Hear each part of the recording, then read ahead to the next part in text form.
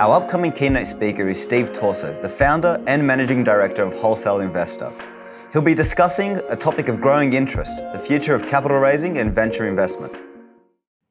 Hi, everyone, and welcome to my session on the future of capital raising and venture investment. My name is Steve Torso. I'm the founder and managing director of Wholesale Investor. And if you're just joining us, we're also obviously the hosts of Emergence 2021. So my session is really going to be focused around, something that we think about and we're passionate about and we're working on every single day, which is all the different friction and the frustration points that come into the capital raising and venture investment area. And to me, the way I see it, it's one of those things where it's almost like a white space frustration where a lot of people experience it, but not many people talk about it. And so effectively what we look at every single day and what we're building on with CRIISP is how do we solve this as a challenge for companies going forward? So to get started through the presentation, we've talked a little bit about Wholesale Investor, but effectively over the last 12 years, we've established ourselves as the leading private investment platform, in the region. And also now we're starting to make headways into other parts as well. And obviously with Emergence, we're going into MENA, we're going into India, we're going to UK and also the US as well. But really where we've dominated is in sort of the Australasian region. And so a lot of what we've seen as the challenges has really come out of this as an area. Now, every single day we work on creating opportunities for tomorrow. This theme sits at the core of everything we do. And I know I've discussed that earlier today in some of my sort of introductory sessions. The other part to that, and as I said, we really focus on how we can actually utilize platform, technology, and also partners to bring together investors and also emerging growth companies. So this is the mission which drives us. This is, once again, sits at the core of every single thing we do. And as I've highlighted, it is really what the whole Emergence experience is about. The second part to that mission is how do we enable cross-border collaborations between ecosystems? And from our perspective, we feel that software has a fantastic role to play in this as an opportunity. Now, in my normal day life, because I deal with so many different investment groups and because I deal with so many different companies, I'm constantly having investors that will say to me, Steve, introduce me to the good deals. And my reply is always the same. What is a good deal? Because every investor has their own thesis. They have their own ideas. They have what they're looking for as far as what is a good deal for them. So it's very hard for me to specifically say, okay, well, what is a good deal for you? Do you know what I mean? And that's one of the things that sort of sits in my head. And the second part to that is that really also sits in the way I think about the future of capital raising is companies are always saying, Steve, introduce me to a good investor. I'm like, well, I can do that, but how do I know that they're relevant for you? How do I know that they're interested in you? How do I know they've got any experience in your space whatsoever? Right? Because for most founders, they think a good investor is the one that invests money into them. Everyone else is either a tire kicker or not a good investor.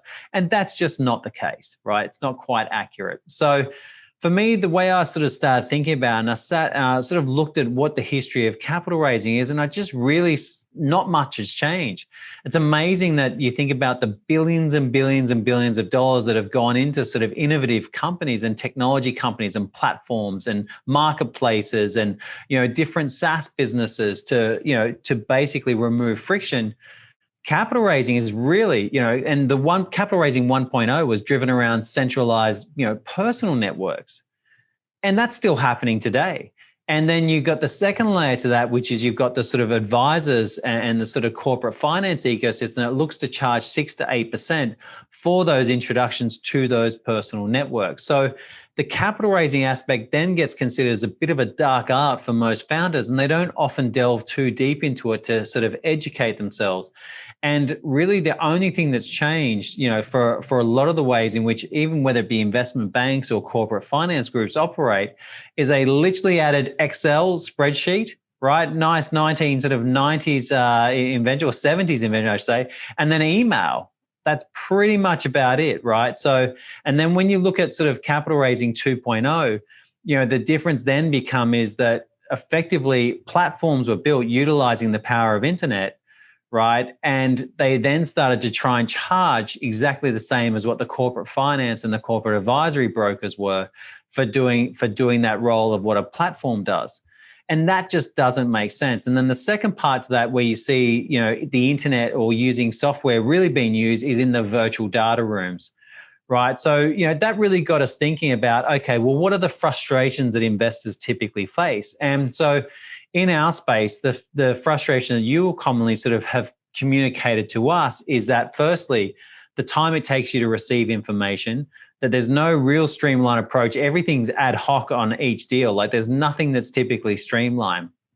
When you deal with founders, they can often be over talkative and over communicate what they're doing and what their business is about. And then also, once you actually invest, there's that frustration of minimal communication coming from the founders, right?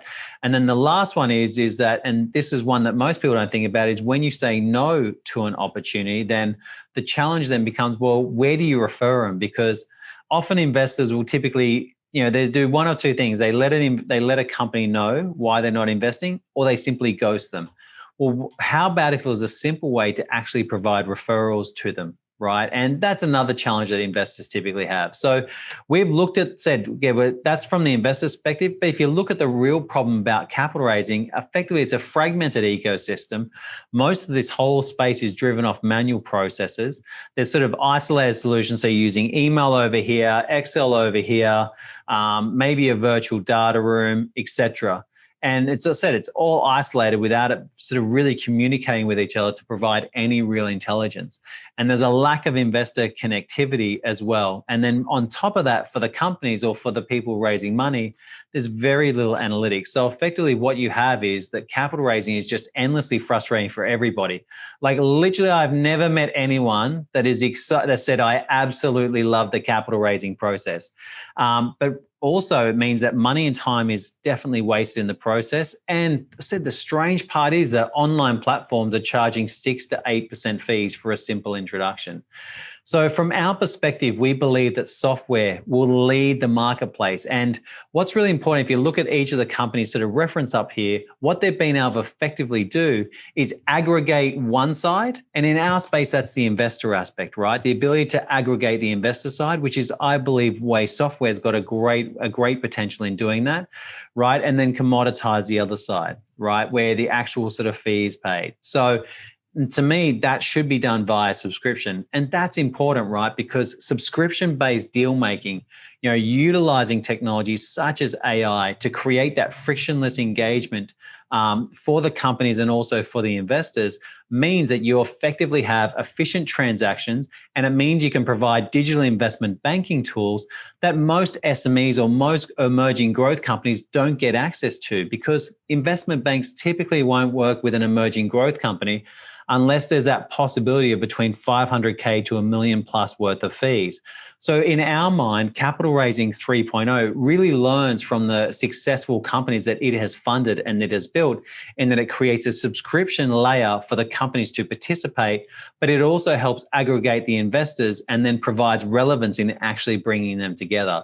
And that's what you see in each of these models that they've been able to successfully do.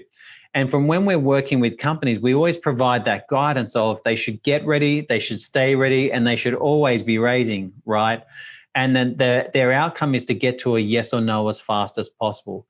The reason why these 4 core principles are important is because one of the biggest challenges that most companies have is when they go into a capital raising mode, typically they're pulling themselves out of the business. So every 2 years, they're pulling themselves out of the business for sometimes 3, 6, 9, sometimes even 12 months to go on this capital raising journey, rather than just having consistent conversations, utilizing what you could call an agile capital raising model, where just consistently having discussions with investors. So for the investor focus, I think it's important that they have opportunity accessed, right? Also, I think it's important that there's deal relevancy. So when they're getting recommended opportunities, that's relevant to what they've said they're interested in, and also what they're looking at as well. But most importantly, what you actually transact, because that's effectively the 3 layers of data that take place within a marketplace, right? There's what you say you're interested in, there's what you're actually interested in, and then there's what you transact on. And then the next part is the process for you should be streamlined and it should be standardized, and you should have it mechanized in such a way that your ability to come to a decision is faster than what it would be otherwise. So the solution from our side is that it's a software-driven capital raising solution that it is actually enables the ecosystem to collaborate with each other, where it be on the buy side, on the sell side, or on the industry side. That it's an end-to-end solution. So from deal discovery right through to the actual transaction, and right through to even investor relations as well, and then future transactions, that it should be able to provide access to investors for the companies. It should be utilizing AI-driven matchmaking to make sure that there's relevant connections taking place within that ecosystem, and there should be analytics on both sides, right? So that way, there's transparency across the process, but also it enables everyone to be more efficient in their actual deal making. So really, from a company perspective, it means they're more efficient, right? No, they're saving time, they're saving money, and they're improving their efficiency of raising money. From an investor side, you can actually come to a faster decision on whether you want to invest or not invest. And then from an industry side, if you're working on sort of 4, 6, or 10 deals a year, it's like, how can you work on 2 to 3 times that? Right? Because there should be much more efficiency in the capital raising process, and software has that potential. And then on the digital investment banking tools that I mentioned, when the way we think about platforms is they not only should they be looking at raising capital, but they should be integrated with, for example, SME debt providers, right? Because all the data is already there, right? They should be providing the opportunity for deal syndication. If investors actually want to create a syndication amongst each other, it should facilitate that nice and easily on software rather than trying to do it on endless Excel spreadsheets. If companies are looking to do book builds, whether they're private companies or listed companies, it should be software driven. And once again, the AI matchmaking sits there because it's just that endless. Like in our ideal world, we want companies to be receiving endlessly 6 to 10 registrations of interest in their opportunity every month, month in, month out, because it's just so hard to do it if you're not in that sort of mind frame. If you're just emailing out people over and over again trying to get bites, it makes it difficult. And then the last part, which is I think the most important part for the ecosystem, and I cover in my secondary sales presentation, is this ability for liquidity. Because if we as private investors believe that there's an opportunity for liquidity, even if there's not an exit, or even if the company's looking to go to an IPO a long time from it, then all of a sudden it gives investors a lot more confidence that if they get into a private company, there's an opportunity to exit as well. So we believe that just seamlessly into the platform, that ability for secondary sales is really quite important. And from an investor's perspective, accessing opportunities, I said we're structured in such a way where it just obviously utilize the GICS code, because obviously there's got some interesting data points from going on above. That's fairly standard. But really sort of providing with, understanding, okay, what are the latest opportunities that have been featured, which opportunities have been trended, which, that are trending, that investors are looking at right now, and then also which are the most viewed. Those key areas become important for investors because effectively they're signals. And I know as an investor, I said you're always looking for different signals as far as which companies are hot, which sectors are hot, etc. And that's important for us to try and sort of give you some sort of visibility over. But when structuring the deal relevancy, I said this is quite easy to actually set up, in that you set up that actual profile. And to me, whether it be the minimum, the maximum you're looking to invest, whether it be the sectors, whether it be the stage, I said this is the high level. When we're communicating with investors, this is the high level data which you're thinking about as far as the type of framework which you're looking for opportunities. And to me, that's important because it lets you know before you even approach a company if it's within that framework. So for us, the way that looks like, if you look at the example of total blood profile, you see I've got an 80% match because I've got match for preference, I've got matches for region preference, I've got matches for minimum, I've got match for maximum, I've got an approximate sector match. That's important for me to know, because if I see that, then I know that I should at least be having a look, and I should at least engage to discover more information, because ultimately humans are deletion creatures, right? So we're looking for ways to reject things before we're looking for ways to accept things. So if that is platform-based, then it's really simplifying your approach in how you're thinking about opportunities. And then when you go and click at the company, then you can see, okay, well, and you see an overview of what they're doing, and it's structured in a streamlined way, which makes sense to you as an investor. then you can see exactly what the problem, exactly what the solution. You can look for those trust and confidence indicators in those companies, which makes sense for you, right? You can look at the milestones, you can look at the high level, the corporate structure, maybe some board and management, what that potential use of funds, whatever's relevant for that company. But as long as it's structured and seen, then it makes sense. But for me, the way we see it is that it's got to be investor friendly, it's got to be streamlined, and it's got to be standardized. And that's where we've really spent a lot of time on doing it.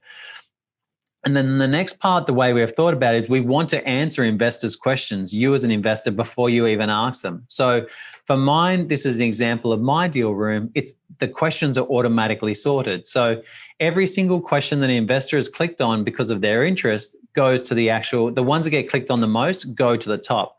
So that does one of two things. For you as an investor, you all straight off the bat know what's most important to other investors that have been looking at my opportunity. For me, that gives me deal intelligence on what's happening with my opportunity, because I understand, within a very short period of time, I have more understanding about the perception of my opportunity in the investor's mind than what I would just going around and asking people. And, we all know there's a difference between hearsay and actual data evidence. So that's been important for us in the way we've structured it.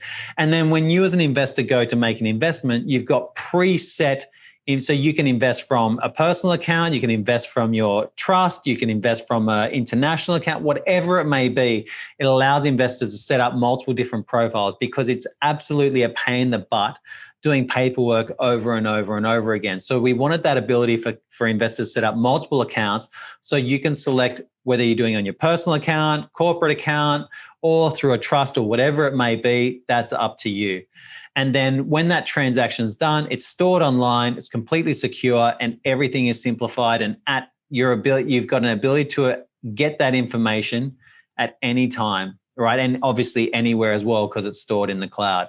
But then the next part's really most important, is that it engages companies to actively communicate with their shareholders, because the platform, it means that if they're sending out simple, clear messages to investors frequently about their progress, their updates, and they're provided with structure to do that, then for you as an investor, you've got that opportunity to get engaged with a company simply because they're actively communicating.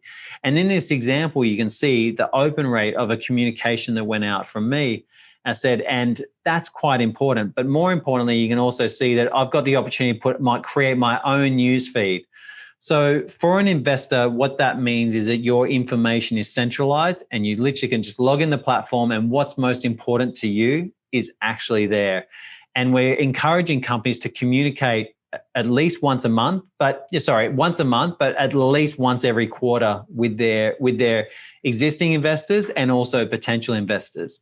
Now, some of the upcoming features that we're going to be building into the platform is obviously the digital investment banking tools. Obviously, going to have white label opportunities as well for companies to use, the ability to do book builds, syndicates, and also that sort of tracking. And then the secondary sales part, as I said, is a big one, because that being able to create liquidity for shareholders. I said, if there's any sort of confidence that investors, when they're going to private companies, that they've got the ability to exit, outside of sort of major events, then it really does change the way in which capital has been raised forever. So the summary of the way we see the future of investment and capital raising, it's really around software driven, it's around relevancy, it's around investor aggregation, and it's around actually making sure that those two come together. It's providing a subscription-based model for the companies to utilize, and then actually takes data that's being collected by the platform and then utilize it via AI to do effective matchmaking, frictionless engagements, but then also creates liquidity potential for later down the track.